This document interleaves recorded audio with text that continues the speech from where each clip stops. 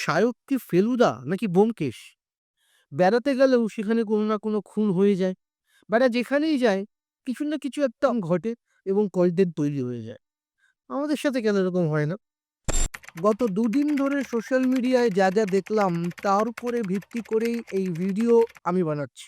আমি জানি না সোশ্যাল মিডিয়ার সব তথ্য সঠিক না ভুল। আমার কথা আপনারা বিশ্বাস করবেন না। আসল তথ্য কোনো ভেরিফাইড পেজ বা নিউজ পেপার বা নিউজ চ্যানেল থেকে যাচাই করে নেবেন। আমার ভিডিও দেখে আপনারা কোনো সিদ্ধান্ত নেবেন না। নমস্কার।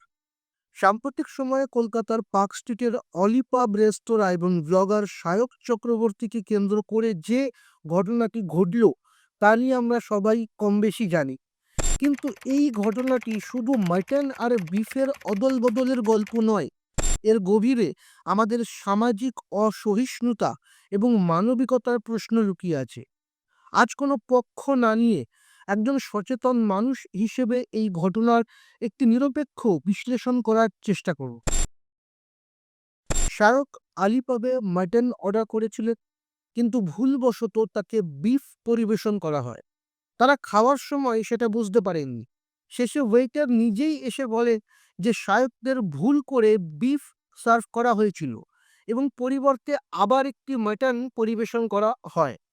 তখন শায়কেরা বুঝতে পারে যে তারা ভুল করে বিফ খেয়ে ফেলেছে। এরপর শায়ক প্রচণ্ড ক্ষুব্ধ হন এবং একজন হিন্দু হিসেবে তার ধর্মীয় আঘাতের কথা বলে ভিডিও রেকর্ড করেন। এরপর আমরা দেখি একজন সাধারণ কর্মী বা ওয়েটার নিজের ভুল স্বীকার করে, কান্নাকাটি করে, ক্ষমা চায়। শায়ক পাল্টা বলে যে আপনাকে যদি পর্ক খাইয়ে দিই আপনার কেমন লাগবে ইত্যাদি। শেষ পর্যন্ত সোশ্যাল মিডিয়া থেকে যা জানতে পারছি, ওয়েটারকে পুলিশ গ্রেফতার করেছে এবং পরে নাকি কেউ কেউ ব্লগার শাহরুখের বিরুদ্ধেও পুলিশে অভিযোগ করেছেন। এই পুরো ঘটনায় সমাজ আজ দুভাগে বিভক্ত। আসুন প্রথমে শাহরুখের দৃষ্টিভঙ্গি দিয়ে ব্যাপারটা দেখার চেষ্টা করি। আপনি যখন কোনো রেস্তোরাঁয় পয়সা দিয়ে খাবার খাচ্ছেন, তখন আপনার অধিকার আছে সঠিক খাবার পাওয়ার। রেস্টুরেন্টে গিয়ে আপনি চিংড়ি চাইলেন এবং আপনাকে যদি উচ্চিংড়ে দেওয়া হয়, আপনারাও প্রতিবাদ করবেন। সেখানে মাটনের বদলে বিফ পরিবেশন করা একটি মারাত্মক ধরনের প্রফেশনাল গাফিলতি। আমাদের দেশে খাদ্যাভ্যাস এবং ধর্ম একে অপরের সাথে ওতপ্রোতভাবে জড়িত। একজন মানুষের খাদ্যের পছন্দ বা ধর্মীয় নিষেধকে সম্মান করা যে কোনো রেস্তোরাঁর মৌলিক দায়িত্ব। সেই জায়গা থেকে শায়কের ক্ষোভ পুরোটা অমূলক নয়। কিন্তু শায়কের যেটা করা ঠিক হয়নি বলে আমার মত, সেটা হলো এটাকে কন্টেন্ট বানিয়ে বিক্রি করা বা নিজে বিখ্যাত হওয়ার চেষ্টা করা। কিন্তু এরা প্রফেশনাল ব্লগার। অনেক প্রফেশনাল ব্লগার সকালে হাঁকতে গেলেও তার লাইভ করে। কেন করে? কারণ আমরা দেখি, লাইক, শেয়ার করি। ওদের প্রচুর পয়সা হয়, নাম হয়, তাই ওরা আরও করে। আমরা আবার দেখি, ওরা আবার করে। এভাবেই চাকা ঘুরতে থাকে। আমরা দেখা বন্ধ করলে ওরাও এসব করা বন্ধ করে দেবে। কিন্তু কি আর করবে? দেশে চাকরি বাকরির যা অবস্থা, দেশে প্রচুর বেকার। ওরা ভ্লগ বানিয়ে খাচ্ছে আর বাকি বেকাররা দেখে টাইম পাস করছে। যেহেতু এর আগে বিভিন্ন সময়ে শায়ক কন্ট্রোভার্সিয়াল ভ্লগ বানিয়ে নিজের পপুলারিটি বিল্ড করেছে, মানুষ এখন তার চালাকিটা বুঝে গেছে এবং সে সত্যি বিপদে পড়লেও মানুষ তাকে আর বিশ্বাস করছে না। ছোটবেলার সেই রাখাল বালকের মতো, যে বাঘ এসেছে বলে গ্রামবাসীদের মিথ্যে কথা বলতো, কিন্তু যেদিন সত্যি বাঘ এলো কোনো গ্রামবাসী তার হেল্প করলো না। আসুন এবারে সোশ্যাল মিডিয়ার কিছু কথা বলি। অনেকেই শাহরুখের বিরুদ্ধে লিখছেন এবং সেখানে তাদের মতামতগুলো প্রায় একই রকম। যেমন তারা অনেকেই বলছেন বিফ আর মাটনের স্বাদের পার্থক্য বোঝো না। হাস্যকর যুক্তি। ওরা কি পদ খেয়েছে, সেখানে মাংস কি ফর্মে সার্ভ করা হয়েছিল, সেই পদে মাংস ছাড়া আর কি কি ইনগ্রিডিয়েন্ট মেশানো হয়েছিল, তাতে স্বাদের কিরকম অদল বদল হয়েছিল, সেসব না জেনে এই প্রশ্ন করা যায় না। ওরা মাংসের ঝোল খায়নি যে খেয়েই বুঝে যাবে যে কি ছিল। সাধারণ চিকেন বা মাটনকেও যদি গুঁড়ো করে সেটা একটা স্যান্ডউইচের মধ্যে ভরে তাতে প্রচুর টমেটো সস এবং মেয়োনিজ এবং আরও হাবিজাবি ইত্যাদি মিশিয়ে দিলে আমি আপনি কেন, অনেক বড় শেফরাও বুঝতে পারবে না চিকেন না মাটন।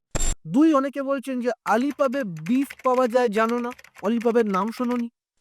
আরো একটা হাস্যকর যুক্তি। অলিভাবে তো ভেজও পাওয়া যায়। সবাই কি ভেজ খেতে যায়? অনেক ফুচকার দোকানে ঘুগনিও পাওয়া যায়। তাই বলে আমি যদি ফুচকার দোকানে গিয়ে ঘুগনি চাই আর ঘুগনির বদলে আমাকে ফুচকা দিয়ে দেয়, সেটা কি ঠিক? আর অলিভাবের নাম জানতেই হবে। কেউ বলছে কলকাতায় থেকে অলিভাবের নাম শোনোনি, এটা হতেই পারে না। আরো হাস্যকর। অলিভাব কি উত্তম কুমার নাকি? কলকাতায় কয়েক লক্ষ মানুষ আছে যারা অলিভাবের নাম শোনেনি। আমি নিজেও এই ঘটনার আগে অলিভাবের নাম জানতাম না। অনেকে আবার লিখছেন, একদিন ভুল করে খেয়ে নিয়েছে, ও তো বাওয়ালের কি আছে? আরো একটা ভুল। আপনার অফিসের বস আপনাকে চড় মারল, ও তো বাওয়ালের কি আছে? হজম করলেই হয়ে যায়। রেগে গিয়ে ভুল করে মেরে দিয়েছে। একবার ট্রেনে এক মহিলা রেগে গিয়ে মহিলা কামরায় উঠে পড়া ভুল করে এক যুবককে ট্রেন থেকে ভুল করে ধাক্কা মেরে ফেলে দিয়েছে। বাউল করার কি আছে? ভুল করে তো করেছে। একজন বিকলাঙ্গ মানুষ ভুল করে এক পিজ্জাওয়ালাকে মেরেছে। ও তো বাওয়াল করার কি আছে?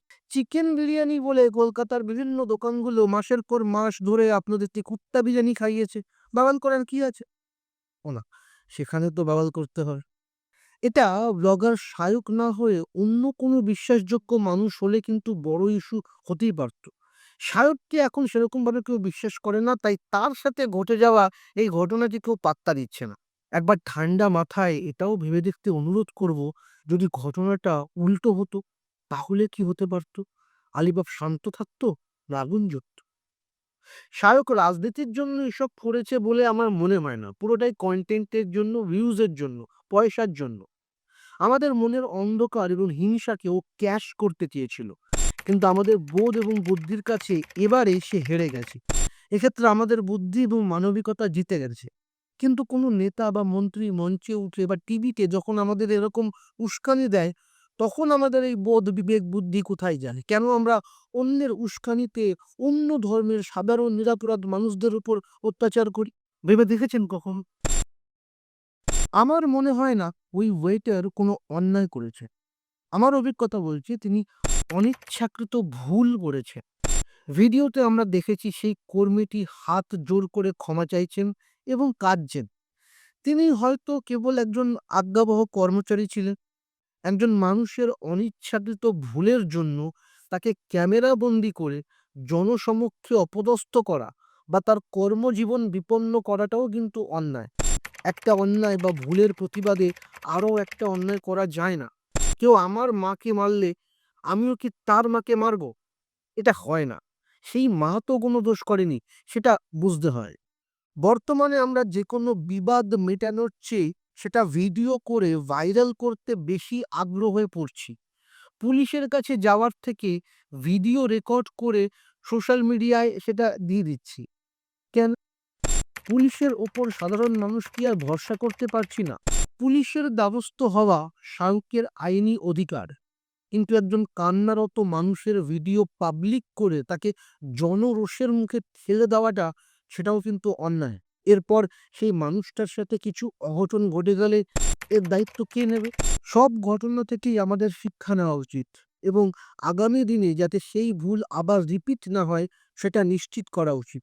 রেস্তোরাঁ কর্তৃপক্ষের সতর্কতা, যে কোনো খাবারের জায়গায় উচিত কর্মীদের শতভাগ প্রশিক্ষণ দেওয়া, যাতে এমন স্পর্শকাতর ভুল আর না হয়। প্রতিবাদ অবশ্যই হবে, কিন্তু তার ভাষা যেন প্রতিহিংসামূলক না হয়। ক্ষমা যেখানে মহত্বের লক্ষণ, সেখানে একজনের কান্নাকে ডিজিটাল কন্টেন্ট বানানো আমাদের সমাজের নৈতিক অবক্ষয়কেই প্রকাশ করে। আসুন আমরা সমস্ত ধর্মের প্রতি শ্রদ্ধাশীল হই, কিন্তু মানবিকতাতে বিসর্জন না দিয়ে। আইনের পথে লড়াই হোক, কিন্তু কারো অসহায়ত্ব যেন আমাদের ভিডিওর ভিউ বাড়ানোর রসদ না হয়।